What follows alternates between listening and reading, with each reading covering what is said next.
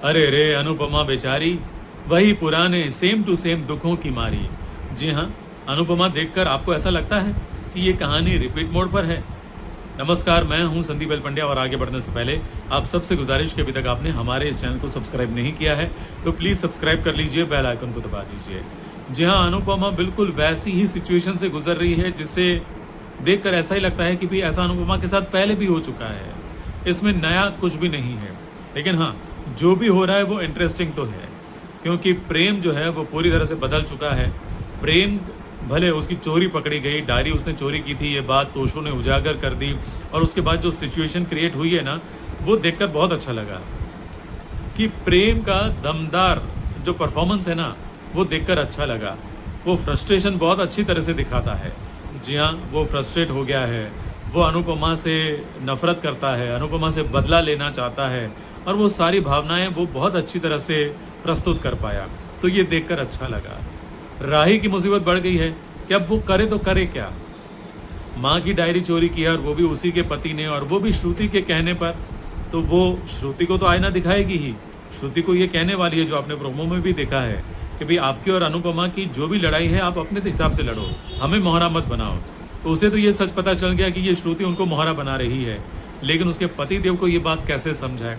और इसीलिए जब वो ये समझाने की कोशिश करेगी तभी पति नाराज़ हो जाएगा और अपनी राही को घर से जाने के लिए कह देगा।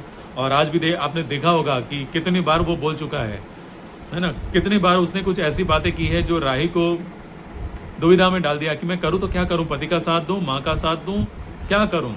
वो बहुत बड़ी दुविधा में है, और इसी दुविधा के चक्कर में अपने प्यार को खोने के डर से, अपने पति को खोने के डर से वो पति का ही साथ देगी, ऐसा अनुमान है।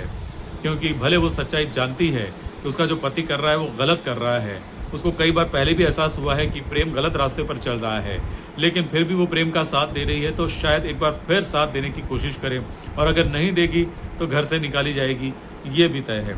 तो शायद इसीलिए, इसी डर के कारण वो अपने पति का साथ देगी।